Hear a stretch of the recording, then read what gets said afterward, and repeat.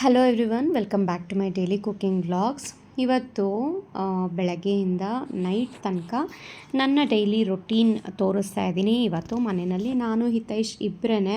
ಸ್ವಲ್ಪ ಇನ್ನೊಂದು ದಿನದಲ್ಲಿ ಸ್ಕೂಲ್ ಸ್ಟಾರ್ಟ್ ಆಗಿಬಿಡುತ್ತೆ ಅವನಿಗೆ. ಸೊ ಹಾಗಾಗಿ ನಾನೇನು ಜಾಸ್ತಿ ಹೊತ್ತು ಬೇಗ ಎಬ್ಸೋದಕ್ಕೆ ಹೋಗೋದಿಲ್ಲ. ಅವನಾಗವನೇ ಯಾವಾಗ ಎದ್ದೇಳಲಿ ಅಂತ ಸುಮ್ಮನೆ ಬಿಟ್ಟಿರ್ತೀನಿ ನಾನು.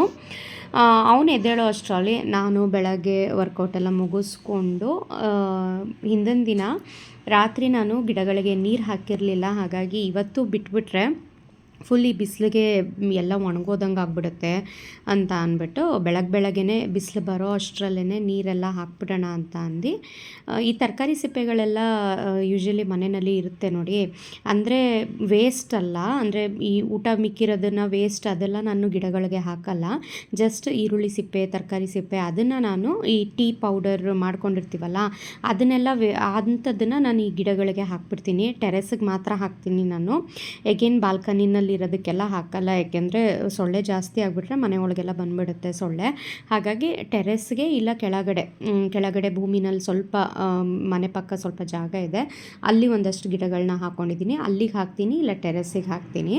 ಸೊ ಅದನ್ನೆಲ್ಲ ಹಾಕಿದಾದ ನಂತರ ಗಿಡಗಳಿಗೆಲ್ಲ ಪೂರ್ತಿ ನೀರೆಲ್ಲ ಹಾಕಿ ಸ್ವಲ್ಪ ಫ್ರೆಶ್ ಅಪ್ ಎಲ್ಲ ಆಗಿ ನಾನಿಲ್ಲಿ ಬ್ರೇಕ್ಫಾಸ್ಟ್ ಮಾಡೋದಕ್ಕೆ ಬಂದಿದ್ದೆ. ಬ್ರೇಕ್ಫಾಸ್ಟ್ಗೆ ಇವತ್ತು ಟೊಮ್ಯಾಟೊ ಬಾತ್ ಮಾಡ್ತಾಯಿದ್ದೀನಿ. ಹಿತೈಷ್ದು ಪನ್ನೀರ್ ಟೊಮ್ಯಾಟೊ ಬಾತ್ ಅಂದರೆ ಅವನಿಗೆ ತುಂಬಾ ಇಷ್ಟ. ಹಾಗಾಗಿ ಪನ್ನೀರನ್ನ ಯೂಸ್ ಮಾಡಿ ಟೊಮ್ಯಾಟೊ ಬಾತ್ ಮಾಡ್ತಾಯಿದ್ದೀನಿ. ಆ್ಯಂಡ್ ನಾನು ಹಿತೈಷ್ ಇಬ್ಬರೇ ಇರೋದ್ರಿಂದ ಈ ಥರ ರೈಸ್ ಬಾತ್ ಬೆಳಗ್ಗೆ ಮಾಡಿಬಿಟ್ರೆ ಮಧ್ಯಾಹ್ನಕ್ಕೂ ಸಹ ಅದೇ ಆಗಿಬಿಡುತ್ತೆ. ಸೊ ಮಧ್ಯಾಹ್ನಕ್ಕೂ ಸೇರಿಸೇನೆ ನಾನಿಲ್ಲಿ ಬೆಳಗ್ಗೆನೇ ಪ್ರಿಪೇರ್ ಮಾಡ್ತಾಯಿದ್ದೀನಿ. ಟೊಮ್ಯಾಟೊ ಬಾತ್ ತುಂಬಾ ಸಿಂಪಲ್ಲು. ಸೊ ತುಂಬ ಚೆನ್ನಾಗಿ ಬರುತ್ತೆ.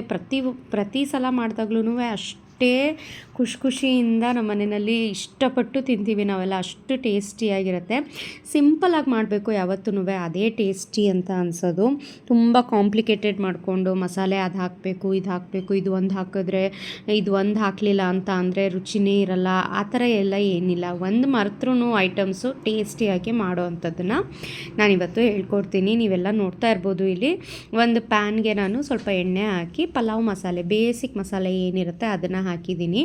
ಆಮೇಲೆ ಈರುಳ್ಳಿ ಮತ್ತು ಪುದೀನ ಸೊಪ್ಪನ್ನು ಹಾಕಿದ್ದೀನಿ, ಶುಂಠಿ ಬೆಳ್ಳುಳ್ಳಿ ಪೇಸ್ಟು ಮತ್ತು ಒಂದು 2 ಟೊಮ್ಯಾಟೊ ಹಾಕಿದ್ದೀನಿ. ಟೊಮ್ಯಾಟೊ ಸ್ವಲ್ಪ ಚೆನ್ನಾಗಿ ಫ್ರೈ ಆದಮೇಲೆ ರುಚಿಗೆ ಉಪ್ಪನ್ನು ಹಾಕಿ 1.5 ಲೋಟ ಆಗೋಷ್ಟು ಅಕ್ಕಿನ ತೊಗೊಂಡಿದ್ದೆ. ಸೊ ನಾನಿಲ್ಲಿ 3 ಕಪ್ ಆಗೋಷ್ಟು ನೀರು ಅಳತೆ ಹಾಕಿದ್ದೀನಿ. ಸ್ವಲ್ಪ ಸಾಫ್ಟಾಗಿ ಚೆನ್ನಾಗಿ ಟೇಸ್ಟ್ ಬರಲಿ ಅಂತ ಒಂದು ಸಣ್ಣ ಲೋಟ ಹಾಲನ್ನು ಸಹ ಹಾಕಿದ್ದೀನಿ. ಹಾಲಿಲ್ಲ ನಮಗಿಷ್ಟ ಆಗಲ್ಲ ಅಂತ ಅಂದರೆ ಟೊಮೆಟೊ ಬೇಯಬೇಕಾದ್ರೆ ನೀವು ಮೊಸರನ್ನ ಹಾಕ್ಕೋಬೋದು. ಸ್ವಲ್ಪ ಕಸೂರಿ ಮೇಥಿ ಎಲ್ಲ ಹಾಕಿದ ನಂತರ ಒಂದು ಕುದಿ ಬರಬೇಕು. ಚೆನ್ನಾಗಿ ಕುದಿ ಬಂದಿದ್ದಾದಮೇಲೆ ತೊಳೆದಿಟ್ಕೊಂಡಿರೋ ಅಂಥ ಅಕ್ಕಿ 1.5 ಗ್ಲಾಸ್ ಆಗುವಷ್ಟು ನಾನಿಲ್ಲಿ ಹಾಕಿದ್ದೀನಿ. ನಾನು ಯಾವಾಗಲೂ ಈ ರೀತಿ ಪಲಾವು ಮತ್ತು ಬಾತ್ಗಳನ್ನ ಸ್ವಲ್ಪ ಓಪನ್ ಪ್ಯಾನ್ನಲ್ಲಿ ಮಾಡಲಿಕ್ಕೆ ಇಷ್ಟಪಡ್ತೀನಿ ಕುಕ್ಕರ್ಗಿಂತನೂ. ನಾನು ಪ್ರತಿ ಸಲ ಹೇಳ್ತೀನಿ, ಕುಕ್ಕರ್ಗಿಂತನೂ ನನಗೆ ಈ ರೀತಿ ಓಪನ್ ಪ್ಯಾನಲ್ಲಿ ಮಾಡಿದಾಗ ಟೇಸ್ಟ್ ಡಬಲ್ ಅಂತ ಅನಿಸುತ್ತೆ ಅಂತ. ಹಾಗಾಗಿ ಸ್ವಲ್ಪ ಟೈಮ್ ಕನ್ಸ್ಯೂಮಿಂಗ್ ಬಟ್ ಟೇಸ್ಟಿಯಾಗಿರುತ್ತಲ್ವ, ಹಾಗಾಗಿ ನಾನು ಈ ರೀತಿ ಮಾಡ್ತೀನಿ. ಅದೊಂದು ಸ್ವಲ್ಪ 80% ಆಗುವಷ್ಟು ಬೇಯಬೇಕು. ಅಷ್ಟರಲ್ಲಿ ಈ ಕಡೆ ಪನ್ನೀರ್ ಟೊಮೆಟೊ ಬಾತ್ ಅಲ್ವಾ, ಈ ಸಲ ಪನ್ನೀರ್ನ ಟೊಮೆಟೊ ಬಾತ್ ಒಳಗಡೆ ಹಾಕೋದು ಬೇಡ, ಫ್ರೈ ಮಾಡಿಬಿಟ್ಟು ಮೇಲ್ಗಡೆ ಸರ್ವ್ ಮಾಡಬೇಕಾದ್ರೆ ಹಾಕ್ಕೊಡೋಣ, ಕ್ರಿಸ್ಪಿಯಾಗೂ ಇರುತ್ತೆ ಚೆನ್ನಾಗಿ ಅಂತ ಅಂದ್ಬಿಟ್ಟು ಪನ್ನೀರ್ನ ಇಲ್ಲಿ ಕ್ಯೂಬ್ಸಾಗಿ ಕಟ್ ಮಾಡಿಕೊಂಡು ಸ್ವಲ್ಪ ಎಣ್ಣೆಯಲ್ಲಿ ಸಾಟ್ ಮಾಡ್ಕೊತಾ ಇದ್ದೀನಿ. ಇಲ್ಲಿ ಈ ಕಡೆ ಒಂದು ಸ್ವಲ್ಪ, ಅಂದರೆ ಇದಕ್ಕೆ ಏನು ಮಸಾಲೆ ಜೊತೆ ಹಾಕ್ತಾ ಇಲ್ಲ ಅಲ್ವಾ, ಹಾಗಾಗಿ ಒಂದು ಸ್ವಲ್ಪ ಉಪ್ಪು ಹಾಕ್ತಾಯಿದ್ದೀನಿ. ಸಪ್ಪೆ ಅಂತ ಅನ್ನಿಸ್ಬಾರ್ದು ಪನ್ನೀರ್ನ ತಿನ್ಬೇಕಾದ್ರೆ ನಮಗೆ ಅಂತ ಅಂದ್ಬಿಟ್ಟು. ಸೊ ಇಲ್ಲಿ 2 ಬ್ಯಾಚ್ನಲ್ಲಿ ಪನ್ನೀರ್ನ ಫ್ರೈ ಮಾಡ್ಕೊತಾ ಇದ್ದೀನಿ. ಅಷ್ಟರಲ್ಲಿ ಒಂದು 80% ಆಗುವಷ್ಟು ನೀರು ಡ್ರೈ ಆಗಿತ್ತು. ಹಾಗಾಗಿ ಅದನ್ನು ಪ್ಯಾನ್ನ ತೆಗೆದುಬಿಟ್ಟು ಯಾವುದಾದ್ರೂ ಒಂದು ಹಳೇ ತವಾನ ಇಟ್ಬಿಟ್ಟು ಜಸ್ಟ್ ಒಂದು 10 ಮಿನಿಟ್ಸ್ ಮುಚ್ಚಿಟ್ಬಿಟ್ರೆ ದಮ್ ಬಾತ್ ಥರ ತುಂಬಾ ಚೆನ್ನಾಗಾಗುತ್ತೆ, ಟೇಸ್ಟಿಯಾಗಿರುತ್ತೆ. ಇವಾಗೆಲ್ಲ ಸ್ವಲ್ಪ ಸಿಲಿಂಡರ್ ಪ್ರಾಬ್ಲಮ್ಮು, ಬೇಗ ಸಿಗಲ್ಲ ಅನ್ನೋದಿದ್ದರೆ ನೀವು ಇದರಲ್ಲೇ ಕುಕ್ಕರ್ನಲ್ಲೇ ಮಾಡ್ಕೋಬೋದು. ಬಟ್ ಈ ಟೇಸ್ಟಿಯಾಗಿ ಬೇಕು ಅಂತ ಅಂದಾಗ ಈ ರೀತಿ ಮಾಡಿದ್ರೇ ಸಕ್ಕತ್ತಾಗಿರುತ್ತೆ. ಸೊ ನೋಡಿ, ಇಲ್ಲಿ ಒಂದು 10 ನಿಮಿಷ ದಮ್ ಕಟ್ಟಿದ ನಂತರ ನೀರೆಲ್ಲ ಹಿಂಗಿರುತ್ತೆ ಅಲ್ವಾ, ಮೇಲೊಂದು ಸ್ವಲ್ಪ ಕೊತ್ತಂಬರಿ ಸೊಪ್ಪನ್ನು ಹಾಕಿಬಿಟ್ಟು ನೀಟಾಗಿ ಒಂದು ಸಲ ಮಿಕ್ಸ್ ಮಾಡಿಬಿಟ್ಟು ಅದು ಪ್ಯಾನ್ ಕೆಳಗಡೆ ಏನು ಇಟ್ಟಿರ್ತೀನಲ್ಲ ಅದು ಅದಾಗಿದ್ದದೇ ತಣ್ಣಗಾಗೋವರೆಗೂ ಮುಚ್ಚಿಟ್ಬಿಡ್ಬೇಕು. ಆಮೇಲೆ ಸರ್ವ್ ಮಾಡಿ ಸಕ್ಕತ್ತಾಗಿರುತ್ತೆ. ಸೊ ಇದೊಂದು ಸ್ವಲ್ಪ ತಣ್ಣಗಾಗಬೇಕಲ್ವ, ಅಲ್ಲಿವರೆಗೂ ಇನ್ನೂ ಸ್ವಲ್ಪ ಚೆನ್ನಾಗಿ ಉದ್ರುದ್ರಾಗಿ ಸಾಫ್ಟಾಗಿ ಆಗುತ್ತೆ ಅದು. ಅಷ್ಟರಲ್ಲಿ ಅದು ಸಾಫ್ಟಾಗಿ ಸ್ವಲ್ಪ ತಣ್ಣಗಾಗೋ ಅಷ್ಟರಲ್ಲಿ ಬೆಳಗಿನ ಬ್ರೇಕ್ಫಾಸ್ಟಿಗೆ ತಿಂಡಿ ಜೊತೆಗೆ ಒಂದು ಫ್ರೂಟ್ ಕೊಡ್ತೀನಿ ನಾನು ಯಾವಾಗ್ಲೂ. ಸೊ ಇವತ್ತು ವಾಟರ್ ಮೆಲನ್ ಇತ್ತು, ಹಾಫ್ ವಾಟರ್ ಮೆಲನ್ ಯೂಸ್ ಮಾಡಿ ನಾನು ಫ್ರಿಜ್ನಲ್ಲಿ ತೆಗೆದಿಟ್ಟಿದ್ದೆ. ಇನ್ನು ಹಾಫ್ ಯೂಸ್ ಮಾಡಿಬಿಡೋಣ ಇವತ್ತು, ಇನ್ನು ವೇಸ್ಟ್ ಆಗಿಬಿಡುತ್ತೆ ಅಂತ ಅಂದ್ಬಿಟ್ಟು. ಇನ್ನು ಜ್ಯೂಸ್ ಎಲ್ಲ ಮಾಡಿದ್ರೆ ಅದಕ್ಕೆ ಬೇರೆ ಸಕ್ಕರೆ ಹಾಕಬೇಕು, ಇನ್ನು ಅದರಲ್ಲಿರೋವಂಥ ಸ್ವೀಟ್ನೆಸ್ಸಲ್ಲೇ ಮಾಡಿಕೊಟ್ರೆ ಅಷ್ಟು ಇಷ್ಟಪಡಲ್ಲ. ಹಾಗಾಗಿ ಜ್ಯೂಸೇ ಮಾಡೋದು ಬೇಡ, ಕ್ಯೂಬ್ಸಾಗಿ ಕಟ್ ಮಾಡಿ ಕೊಟ್ಬಿಟ್ರೆ ತಿಂಡಿ ಜೊತೆ ತಿನ್ಕೋತಾರೆ ಅಂತ ಅಂದ್ಬಿಟ್ಟು ಹಿತೈಷ್ ನನಗೆ ಕ್ಯೂಬ್ಸಾಗಿ ನಾನಿಲ್ಲಿ ಕಟ್ ಮಾಡ್ತಾಯಿದ್ದೀನಿ. ಸೊ ಹಿತೈಷ್ಗೂ ಇಲ್ಲಿ ಸರ್ವ್ ಮಾಡಿಕೊಟ್ಟೆ ಬಿಸಿ ಬಿಸಿ ಟೊಮ್ಯಾಟೊ ಬಾತ್. ನಾನು ಇಲ್ಲಿ ಸರ್ವ್ ಮಾಡ್ಕೊಂಡಿದ್ದೀನಿ. ಹಿತೈಷ್ ಮೊಸರು ತಿನ್ನಲ್ಲ, ಹಾಗಾಗಿ ಅವ್ನಿಗೊಂದು ಸ್ವಲ್ಪ ತುಪ್ಪ ಹಾಕಿ ಕೊಡ್ತೀನಿ. ನನ್ನ ಒಬ್ಳಿಗೇ ಮೊಸರು ಬಜ್ಜಿ ಹೆಂಗೆ ಮಾಡ್ಕೊಳ್ಳೋದು ಅಂತ ಅಂದ್ಬಿಟ್ಟು ಈರುಳ್ಳಿ ಇದು ಟೊಮ್ಯಾಟೊ ಬಾತಿಗೆ ಕಟ್ ಮಾಡಬೇಕಾದ್ರೆ ಈರುಳ್ಳಿ ಕೊತ್ತಂಬರಿ ಸೊಪ್ಪನ್ನ ಒಂದು ಬೌಲ್ನಲ್ಲಿ ಹಾಕಿಟ್ಕೊಬಿಟ್ಟಿದ್ದೆ. ಅದಕ್ಕೊಂದು ಸ್ವಲ್ಪ ಗಟ್ಟಿ ಮೊಸರನ್ನ ಮಿಕ್ಸ್ ಮಾಡಿಕೊಂಡ್ರೆ ಒಂದು ಬೌಲ್ ಆಗುವಷ್ಟು ಟೊಮ್ಯಾಟೊ ಬಾತ್ ಜೊತೆಗೆ ಮೊಸರು ಬಜ್ಜಿನೂ ಸಹ ರೆಡಿನೇ ಆಗೋಯಿತು. ಸೊ ಇಲ್ಲಿ ನಾನು ಯಾವಾಗ್ಲೂ ತಿಂಡಿ ತಿನ್ನೋದಕ್ಕಿಂತ ಮುಂಚೆ ಯಾವುದಾದ್ರು ಫ್ರೂಟ್ ಇದ್ದರೆ ಫ್ರೂಟ್ನ ತಿನ್ಬಿಡ್ತೀನಿ. ಏಕೆಂದರೆ ಅದರಲ್ಲೇ ಹೊಟ್ಟೆ ತುಂಬಿರುತ್ತಲ್ವ. ಈ ತಿಂಡಿಗಳೆಲ್ಲ ಸ್ವಲ್ಪ ನಾವು ಅವಾಗ ಕಡಿಮೆ ತಿಂತೀವಿ. ಸೊ ಹಾಗಾಗಿ ಫ್ರೂಟ್ನ ಜಾಸ್ತಿ ತಿಂತೀನಿ. ಮಧ್ಯಾಹ್ನದ ಹೊತ್ತೂ ಅಷ್ಟೇ ಈ ಸಲಾಡು, ಕೋಸಂಬರಿ ಮತ್ತು ಕ್ಯಾರೆಟು, ಕುಕುಂಬರು ಆ ಥರದ್ದೆಲ್ಲ ಇದ್ದರೆ ಅದನ್ನು ಫಸ್ಟ್ ಖಾಲಿ ಮಾಡಿಬಿಡ್ತೀನಿ. ಆಮೇಲೆ ರೈಸ್ ಮತ್ತು ಸಾಂಬಾರನ್ನ ತಿಂತೀನಿ ಆ ರೀತಿ.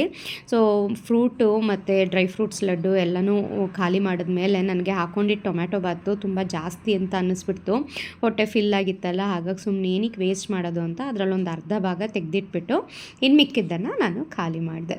ಸೊ ಈ ರೀತಿ ನೀವು ಮಾಡಿದ್ರೆ ನಿಮ್ಮ ವೆಯ್ಟ್ ಮ್ಯಾನೇಜ್ಮೆಂಟ್ಗೂ ಸಹ ಹೆಲ್ಪ್ಫುಲ್ ಆಗುತ್ತೆ. ಸೊ ಹಾಗಾಗಿ ನಾನು ಇದನ್ನು ತೋರಿಸ್ತಾ ಇದ್ದೀನಿ ಇಲ್ಲಿ. ಎಗೇನ್ ತರಕಾರಿ ಸಿಪ್ಪೆ ಮತ್ತು ಹಣ್ಣಿನ ಸಿಪ್ಪೆನೆಲ್ಲ ನಾನು ಕೆಳಗಡೆ ಮನೆಯಿಂದ ಸ್ವಲ್ಪ ಪಕ್ಕದಲ್ಲಿ ನಾನು ಗಿಡಗಳನ್ನ ಹಾಕ್ಕೊಂಡಿದ್ದೀನಿ, ಅಲ್ಲಿಗೆ ಹಾಕೋಕ್ಕೆ ಅಂತ ಹೋಗ್ತಾಯಿದ್ದೆ. ಇನ್ನು ಹಾಗೇ ಅಡುಗೆ ಮನೆಯಲ್ಲಿ ಇಟ್ಕೊಂಡ್ರೆ ಸೊಳ್ಳೆ ಆಡುತ್ತೆ, ಆವಾಗವಾಗ ಅದನ್ನು ತೆಗ್ದು ಚೆಲ್ತಾ ಇರಬೇಕು ಗಿಡಗಳಿಗೆ. ಹಾಗೆಯೇ ಇವತ್ತೊಂದು ಸ್ವಲ್ಪ ಡ್ರೈ ಫ್ರೂಟ್ಸ್ ಲಡ್ಡುಗೂ ಆರ್ಡರ್ ಇತ್ತು. ಹಾಗಾಗಿ ಎಷ್ಟು ಕೆ ಜಿ ಮಾಡ್ತೀನಿ ಅಷ್ಟು ಕೆ ಜಿಗೆ ನಾನು ಗೋಡಂಬಿ, ಬಾದಾಮಿ, ವಾಲ್ನಟ್ಟು, ಪಿಸ್ತಾ ಅದನ್ನೆಲ್ಲ ಅಳತೆ ಮಾಡಿ ತೆಗೆದು ಇಟ್ಕೊಂಡಿದ್ದೀನಿ. ನಿಮ್ಮ ಗೋಡಂಬಿ ನೋಡಿದ್ರೆ ಇಲ್ಲಿ ಎಲ್ಲವೂ ಸಹ ಫೈನ್ ಕ್ವಾಲಿಟಿನೇ ಯೂಸ್ ಮಾಡೋದು. ಸೊ ಹಾಗಾಗಿ ಅದರ ಟೇಸ್ಟು ಡಬಲ್ ಆಗುತ್ತೆ. ತುಂಬಾ ಏನು ಮುತುವರ್ಜಿ ವಹಿಸಿ ಒಂದೊಂದನ್ನು ಚೆನ್ನಾಗಿ ಹುರಿದು ಮಾಡೋದ್ರಿಂದ ಒಂದು ಲಡ್ಡು ತಿಂದ್ರೇ ಇನ್ನೊಂದು ತಿನ್ನೋಣ ಅಂತ ಅನ್ನಿಸ್ತಾ ಇರುತ್ತೆ. ಬಟ್ ಅದು ಸ್ವಲ್ಪ ಕ್ಯಾಲರೀಸ್ ಇರುತ್ತೆ ಅಲ್ವಾ. ಹಾಗಾಗಿ ನಾನು ದಿನದಲ್ಲಿ ಒಂದು ಲಡ್ಡು ಮಾತ್ರ ತೊಗೊಳ್ಳಿ ಅಂತ ಹೇಳ್ತೀನಿ. ಆ್ಯಂಡ್ ನಾನು ಸಹ ಒಂದೇ ಒಂದು ಲಡ್ಡು ತೊಗೋತೀನಿ, ಐದರ್ ಫಾರ್ ಡಿನ್ನರ್ ಆರ್ ಲಂಚ್ ಮತ್ತು ಬ್ರೇಕ್ಫಾಸ್ಟ್ 3 ಹೊತ್ತಲ್ಲಿ ಯಾವುದಾದ್ರೂ ಒಂದು ಹೊತ್ತಿಗೆ ನೀವು ತೊಗೊಳ್ಳಿ. ತಿಂಡಿ ಎಲ್ಲ ತಿಂದಿದ ನಂತರ ಸ್ವಲ್ಪ ಮನೆ ಕೆಲಸ ಎಲ್ಲ ಮುಗಿಸಿದ ಮೇಲೆ ಸ್ವಲ್ಪ ಆರ್ಡರ್ಸ್ ಎಲ್ಲ ಇರುತ್ತೆ ನನಗೆ, ಅದನ್ನೆಲ್ಲ ತೊಗೊಂಡು ಸೊ ನೋಡಿ ಇಲ್ಲಿ ಇವತ್ತು ಬೆಳಗ್ಗೆಯಿಂದ ನನಗೆ 17 ಆರ್ಡರ್ಸ್ ಬಂದಿದೆ. ನಾನು ನಿಮಗೆ ತೋರಿಸ್ದೆ ಪೆಂಡಿಂಗ್ 17 ಅಂತ. ಇನ್ನೂ ಯಾರು ಡೌಟ್ ಪಡ್ತಾ ಇದ್ದೀರಾ ಬರುತ್ತೋ ಇಲ್ವೋ ಇವ್ರ ಹತ್ರ ಆರ್ಡರ್ ತೊಗೊಂಡ್ರೆ ಅಂತ, ನೀವು ಇಲ್ಲಿ ನೋಡ್ಬೋದು ಒಂದೇ ಒಂದಲ್ಲ ಸುಮಾರು ಆರ್ಡರ್ಸ್ ಬರುತ್ತೆ ನನಗೆ ದಿನದಲ್ಲಿ. ಆ್ಯಂಡ್ ಅಷ್ಟೂ ಸಹ ಒಂದು ದಿನದಲ್ಲಿ ನಾನು ಪೂರೈಸಲಿಕ್ಕೆ ಸಾಧ್ಯ ಆದರೆ ಮಾಡ್ತೀನಿ, ಇಲ್ಲಾಂದರೆ ಎವ್ರಿ 3 days ಒನ್ಸ್ ನಮ್ಮ ಮನೆಯಲ್ಲಿ ಎಲ್ಲವೂ ಸಹ ಫ್ರೆಶ್ ಬ್ಯಾಚ್ ರೆಡಿ ಆಗ್ತಾನೇ ಇರುತ್ತೆ.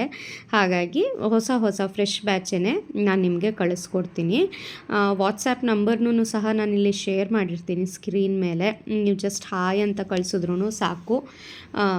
ಇವತ್ತು ನನಗೆ ಹೆಲ್ಪರ್ ಸಹ ಇರಲಿಲ್ಲ ಮನೆಯಲ್ಲಿ, ಅವ್ರು ಸಹ ರಜಾ ಹಾಕ್ಬಿಟ್ಟಿದ್ರು. ಸೊ ಎಲ್ಲ ಕೆಲಸ ನನ್ನ ಮೇಲೇ ಇತ್ತು. ಡ್ರೈ ಫ್ರೂಟ್ಸ್ ಲಡ್ಡು ಜಾಸ್ತಿನೇ ಆರ್ಡರ್ ಬಂದುಬಿಟ್ಟಿತ್ತು ನನಗೆ. ಹಾಗಾಗಿ ಇವತ್ತು ನಾನು ಮಾಡಬೇಕು ಅಂತ ಅಂದ್ಬಿಟ್ಟು ಎಲ್ಲವನ್ನು ಸಹ ಕಟ್ ಮಾಡಿ ಮಾಡೋ ಅಷ್ಟರಲ್ಲಿ ನನಗೆ 8:30 ಆಯಿತು ನೈಟು. ಇನ್ನು ಅದನ್ನು ನೆಕ್ಸ್ಟ್ ಡೇಗೆ ನಾನು ಎಲ್ಲ ಪ್ಯಾಕ್ ಮಾಡಿ ಡಿಸ್ಪ್ಯಾಚ್ ಮಾಡ್ತೀನಿ. ಇನ್ನು ಬೆಳಗ್ಗೆ ಮಾಡಿ ಟೊಮ್ಯಾಟೊ ಬಾತೇನೆ ಮಧ್ಯಾಹ್ನಕ್ಕೂ ಆಗುತ್ತೆ ಅಂತ ಅಂದಿದ್ದೆ. ಸಾಂಬಾರಿತ್ತು ಹಿಂದಿನ ದಿನ ಮಾಡಿದ್ದಿದ್ದು, ಅದನ್ನು ಬಿಸಿ ಮಾಡಿ ಅದಕ್ಕೆ ಬೆಳಗ್ಗೆನೂ ರೈಸು ಮಧ್ಯಾಹ್ನನೂ ರೈಸು ಇನ್ನು ರಾತ್ರಿಗೂ ರೈಸ್ ಅಂತ ಅಂದರೆ ಸರಿ ಬರಲ್ಲ ಅಂತ ಅಂದ್ಬಿಟ್ಟು ಮೆಂತ್ಯ ಮುದ್ದೆ ಮಾಡ್ಕೊಂಡಿದ್ದೀನಿ. ಹಿತೈಷು ರಾಗಿ ಮುದ್ದೆಗಿಂತ ಈ ಮೆಂತ್ಯ ಮುದ್ದೆನ ತುಂಬಾ ಇಷ್ಟಪಟ್ಟು ತಿಂತಾನೆ. ಮೆಂತ್ಯ ಮುದ್ದೆ ಆದರೆ ಅವನಿಗೆ ಪೀಸ್ ಮಾಡ್ಕೊಡೋದೇ ಬೇಕಾಗಿಲ್ಲ, ಅವನೇ ಪೀಸ್ ಮಾಡ್ಕೊಂಡು ತಿಂತಾನೆ. ರಾಗಿ ಮುದ್ದೆ ಆದರೆ ಒಂದು ಮುದ್ದೆಲಿ ಸಣ್ಣ ಮುದ್ದೆಗಳು ಮಾಡಿ ಇಡಬೇಕು ಸೈಡ್ನಲ್ಲಿ, ಅವಾಗಷ್ಟೇ ತಿನ್ನೋದು. ನಾನಾಗಲಿ ಹಿತೈಷ್ ಆಗಲಿ ಮುದ್ದೆ ಮೇಲೆ ರೈಸ್ನ ತಿನ್ನಲ್ಲ, ಹಾಗಾಗಿ ಇಬ್ಬರಿಗೆ ಸಣ್ಣ ಮುದ್ದೆ ಮಾಡ್ಕೊಂಡಿದ್ದೀನಿ. ಆ್ಯಂಡ್ ಈ ಮೆಂತ್ಯ ಮುದ್ದೆ ಪೌಡರೂ ಅಷ್ಟೇ ನಾನೇ ಪ್ರಿಪೇರ್ ಮಾಡೋದು. ನಮ್ಮಲ್ಲೇ ತಯಾರಾಗುತ್ತೆ every 3 days once. Every 20 kg ಅಷ್ಟು ಮೆಂತ್ಯ ಮುದ್ದೆ 3 daysಗೆ ಸೇಲ್ ಆಗುತ್ತೆ, ಅಷ್ಟು ರುಚಿಯಾಗಿದೆ. ಯಾವುದೇ ರೀತಿ ಪ್ರಿಸರ್ವೇಟಿವ್ ಹಾಕಲ್ಲ, ಯಾವುದೇ ರೀತಿ ಆ್ಯಡೆಡ್ ಕಲರ್ಸ್ ಇರಲ್ಲ, ಫ್ಲೇವರ್ಸ್ ಇರಲ್ಲ. ಸೊ ಏನು ಕೆಮಿಕಲ್ ಇಲ್ಲದೇ ಮನೆಯಲ್ಲೇ ಚೆನ್ನಾಗಿ ಹಿಂದಿನ ಕಾಲದಲ್ಲೆಲ್ಲ ಅಜ್ಜಿದಿರೆಲ್ಲ ಮಾಡ್ತಾಯಿದ್ರು ನೋಡಿ, ಅದೇ ರೀತಿ ಮೆಥಡ್ನ ಯೂಸ್ ಮಾಡಿ ನಾನು ಎಲ್ಲ ಪ್ರಾಡಕ್ಟ್ನು ತಯಾರು ಮಾಡೋವಂಥದ್ದು. ಆ್ಯಂಡ್ ನನಗೇನು ಅಂತ ಅಂದರೆ ಎಲ್ಲರ ಹೆಲ್ತು ನಮ್ಮಂಗೆ ಇರಬೇಕು, ಹಾಗಾಗಿ ಒಳ್ಳೆ ಕ್ವಾಲಿಟಿನ ಯೂಸ್ ಮಾಡಿ ನಾನು ಪ್ರಾಡಕ್ಟ್ಸ್ನ ನಿಮ್ಮಲ್ಲಿಗೆ ತಲುಪಿಸಿಕೊಡ್ತೀನಿ. ಸೊ ಎಷ್ಟು ಸಾಫ್ಟಾಗಿ ಬಂದಿದೆ ನೋಡಿ ಮೆಂತ್ಯ ಮುದ್ದೆ. ನಮಗೆ ಸ್ವಲ್ಪ ಉಪ್ಪು ಹಾಕ್ಕೊಂಡೇ ಮೆಂತ್ಯ ಮುದ್ದೆ ಮಾಡ್ಕೊತೀನಿ ನಾನು. ಬೇಕು ಅಂದರೆ ನೀವು ಬೆಲ್ಲನ ಯೂಸ್ ಮಾಡಿನೂ ಸಹ ಮೆಂತ್ಯ ಮುದ್ದೆ ಬರೀ ತುಪ್ಪದಲ್ಲಿ ನೀವು ತಿನ್ಬೋದು. ಸೊ ತುಂಬಾ ಚೆನ್ನಾಗಿದೆ. ಬೇಕು ಅಂತ ಅಂದರೆ ಸ್ಕ್ರೀನ್ ಮೇಲೆ ಕಾಣಿಸೋ ಅಂಥ ನಂಬರಿಗೆ ವಾಟ್ಸಾಪ್ ಮಾಡಿ ನಾನು ಎಲ್ಲ ಪ್ರಾಡಕ್ಟ್ಸ್ನ ಟ್ರೈ ಮಾಡಿ ನೋಡಿ, ಇಷ್ಟ ಆಗುತ್ತೆ.